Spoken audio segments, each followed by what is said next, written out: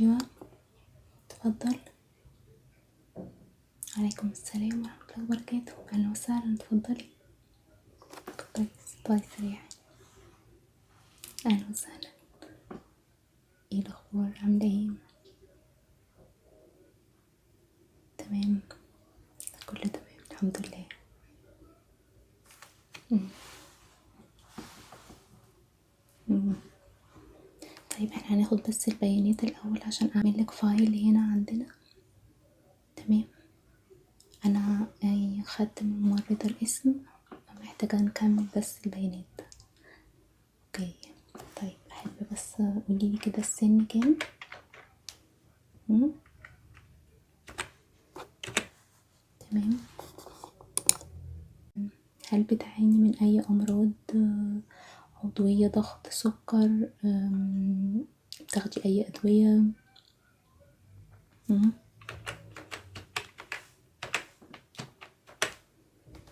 أكيد طبعا، انت جايبة التحاليل معاكي، طب حلو أوي، بس هشوف برضو لو محتاجة تحليل أكتر هبلغك برضو تجيبيها المرة الجاية.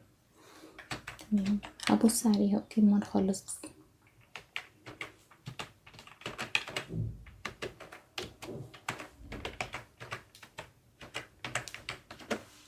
تمام.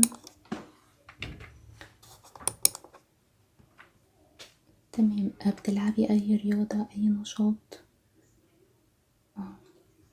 شغل البيت يعني، بس يعني ده ما يعتبرش رياضة أوي. طب ما عندك أي مثلا تريد ميل، عجلة، أي حاجة في البيت مثلا بتلعبي عليها؟ مم. تمام. أو كله طبعا بيزهق بصراحة من الجيم بصراحة. تمام.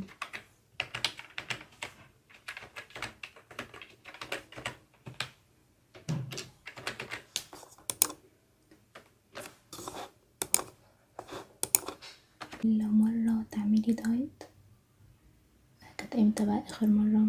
كانت لوحدك ولا كان مع دكتور؟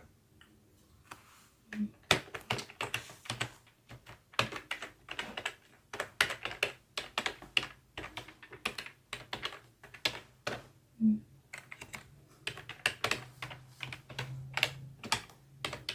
ايه ده بقى، أنا بكتب بس بسجل حاجات بس معاكي، متقلقيش كملي.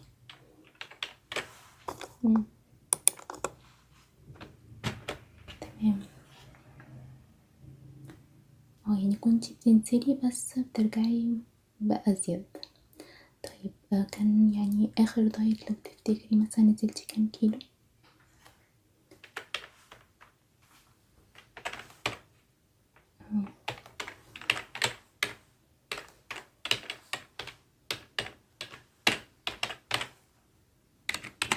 تمام. طيب آخر وزن قستيه، يعني آخر وزن وصلتيله أو قستيه؟ أسبوع.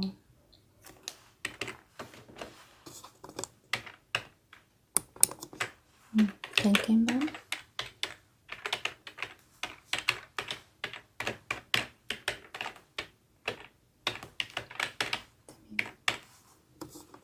تمام. اه. طيب اوكي تمام، حلو قوي. احنا دلوقتي برضو هنقيس وزننا عشان بس نبقى مسجلين اول يوم النهاردة ان شاء الله، نشوف الوزن كام عشان نتابع الاسبوع الجاي. تمام ماشي، اتفضلي حضرتك هنا على الميزان. اتفضلي. تمام، اتفضلي استريحي.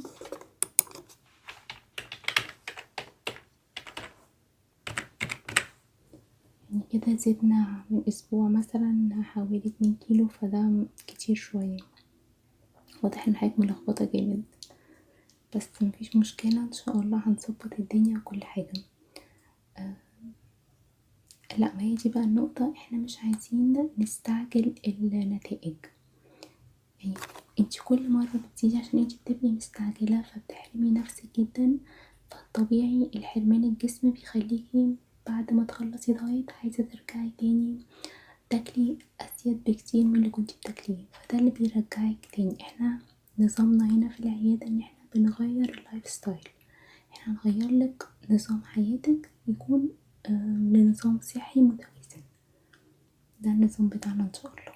ممكن حضرتك بس توريني التحاليل عشان ابص فيها. تمام.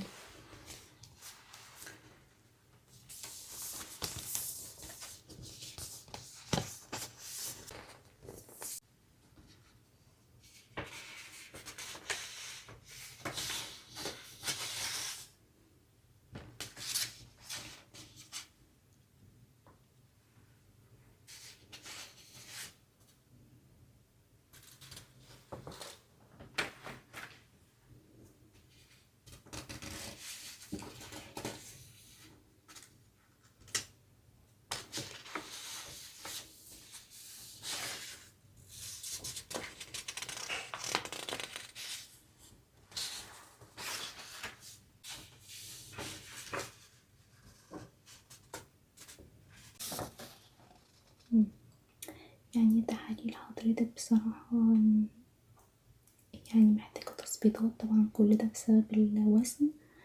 بس ان شاء الله لو الوزن نزل التحاليل كلها هتتظبط، متقلقيش. بس التحاليل عندي هنا مفيهاش حاجة مهمة جدا، مفيهاش التراكمي بتاع السكر. هنحتاج كده الأسبوع الجاي تعملي تحليل تراكمي للسكر برضه عشان نطمن. ان شاء الله يعني خير، متقلقيش، هو تظبيط الأكل هيظبط كل حاجة برضه يعني، متقلقيش.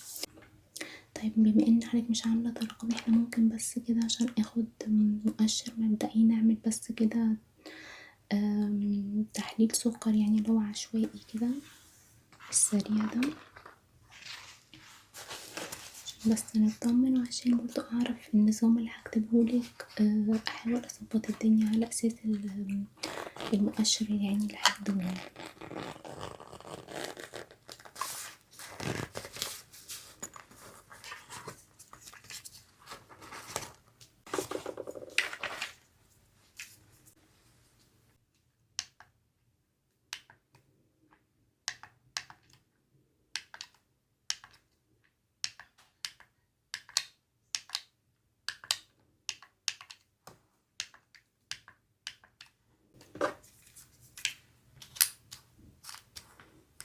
مش ممكن حاجة بس تعملي صباعك، بس صباعك سوري، عايزة اظبط السن بس.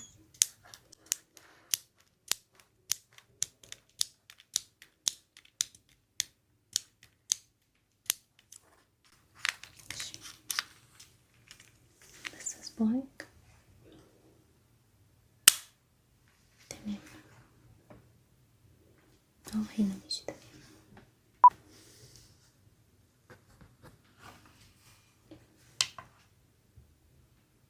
تمام. طيب احنا سكرنا عادي شوية، بس طبعا ده مش مؤشر يعني كافي، لازم نعمل تراكمي عشان برضه نشوف الدنيا فيها ايه. بس انا وانا بعملك نظام الاسبوع ده هحاول اظبط برضه الموضوع انه يظبط لك الدنيا شوية على الاسبوع الجاي.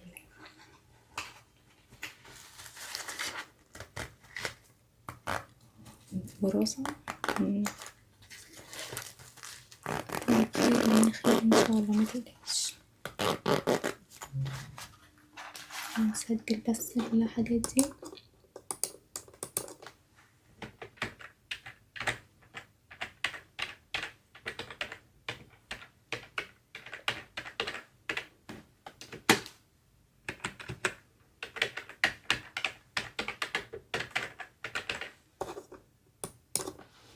تمام، اتفضلي.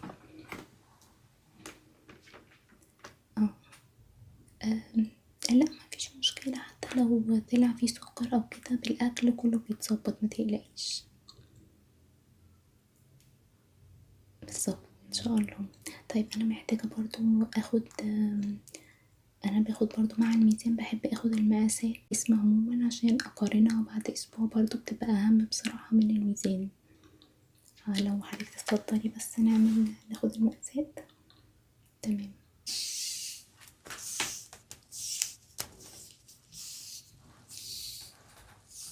زي ما انتي بس هتقفي وهاخد المقاسات.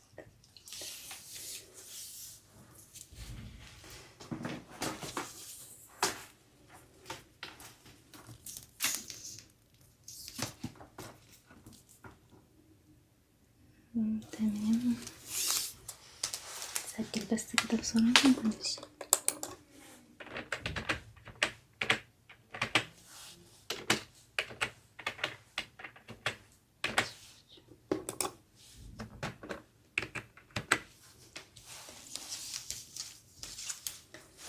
هترفع ايدك. تمام.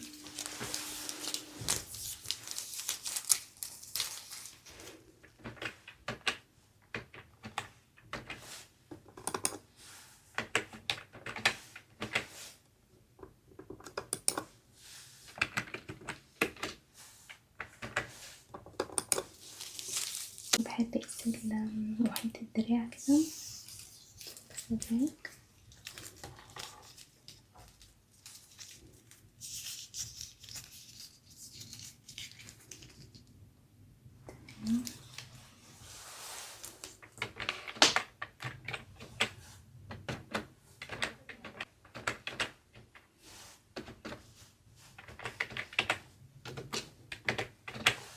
تمام.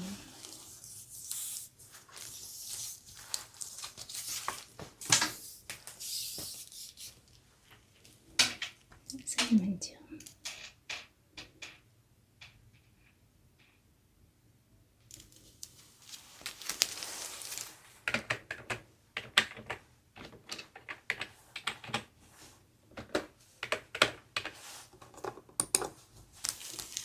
ممكن بس اقيس طولك.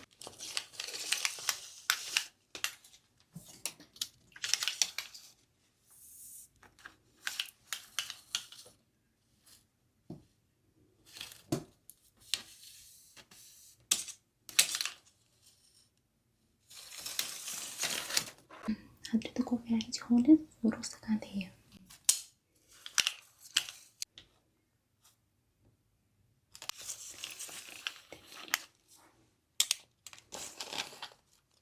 تمام حضرتك استريحي. انا دلوقتي هعملك نظام الاكل، بس ده بيبقى بناء على برضو حاجات هسألها لك عشان اقدر اعملك نظام يناسبك ما تبقيش متضايقة منه وتقدري تمشي عليه. تمام. بتحبي تفطري ايه في الغالب؟ يعني تصحي كده بيبقى نفسك تاكلي ايه؟ حاجة حلوة، حاجة حادقة، مخبوزات، ايه بالظبط؟ تمام.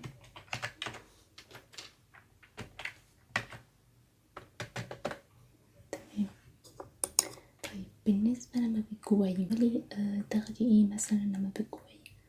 هل بتحبي الفاكهة؟ طبعا احنا بنتكلم عن الحاجات الصحية يعني، مش هتكلم بقى عن حاجات جانك فود او كده يعني. انت بتفضلي لو في البيت تاكلي فاكهة ولا خضروات؟ حلو اوي، ده صحي جدا يعني.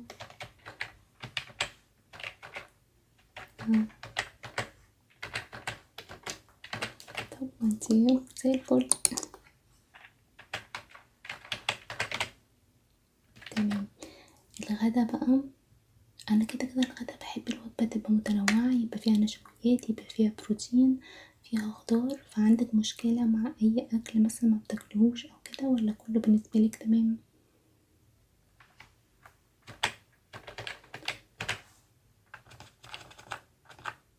مم. حلو.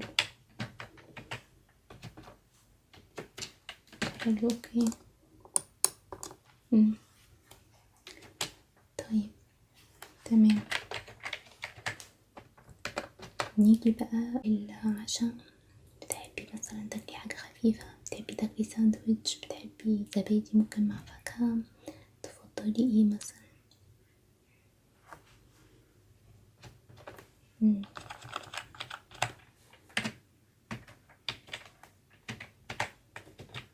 حلو برضه. مم.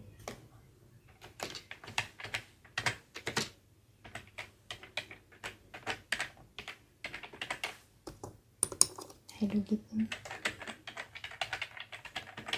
لا انا شغالة في النظام وانتي بتتكلمي يعني، انتي هتاخدي النظام دلوقتي بعد ما تخلصي متقلقيش. بصي انا بحب اعمل لكل واحد نظام يناسب يعني طبيعة يومه، طبيعة حاجة بيحبها، طبيعة جسمه، لكن ان انا اعمل نظام لكل الناس ده مش هينفع خالص.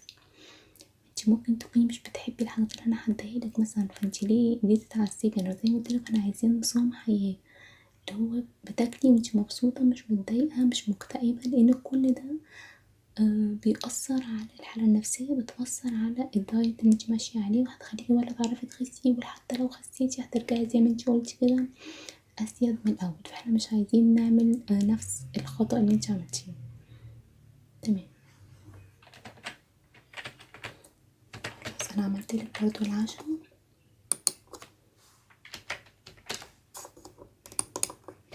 عملتيلي برضو سناك، 2 سناك برضو فيهم سناك كده مكسرات عشان انتي بتحبي يعني تنقنقي حاجة، والسناك التاني برضو فيه موجود، لو زبادي احسن يبقى بسكر دايت مثلا ستيفيا، يبقى حلو جدا. انا كل ده كاتبهولك متقلقيش. برضو انا معاكي اي وقت على الواتساب، ابعتيلي اي وقت مفيش مشكلة، برد عادي جدا ومش بتضايق. حبيبتي تنوريني اي وقت. لا لا لا لا، انا مبديش ادوية طبعا خالص، مفيش الكلام ده. لا لا، انت ان شاء الله هتخسي من غير ادوية ومن غير اي حاجة ان شاء الله. ممكن يا بصي انا مثلا برشح برضو للمرضى بتوعي، برشح لهم امتنان ده،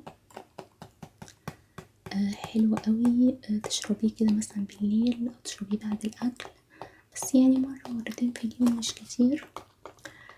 وبرضه ما نعتمدش عليه ان هو بيخسس، ماشي ممكن ينزل شوية سوائل السائدة اللي في الجسم، بس مش هو الاساس يعني، عشان بس نبقى عارفين. عايزة تجيبيه جيبيه اوكي، مش عايزة مفيش مشكلة برضه، مش هيأثر بإذن الله. عبارة عن باكيتات كده،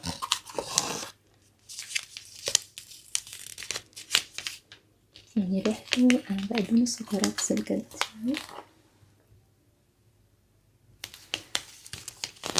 فهي باكت على مية سخنة بس، خلاص الموضوع بسيط، بتاخديه برا في أي مكان. يعني حلو لما تكوني جعانة كده تسد شوية الشهية، يعني تمام لو يعجبك يعني. لكن لو مش عايزة تجيبيه مفيش مشكلة، أو أي مشروبات انتي بتفضليها برضه مفيش مشكلة. تمام ان شاء الله يا حبيبتي، ان شاء الله. خلاص انا هستناك ان شاء الله الاسبوع الجاي زي النهارده في نفس ميعادنا، ولو في اي تعديلات مع الممرضة تقدري تعدلي معايا. تمام، نورتينا ان شاء الله. مع الف سلامة، مع السلامة.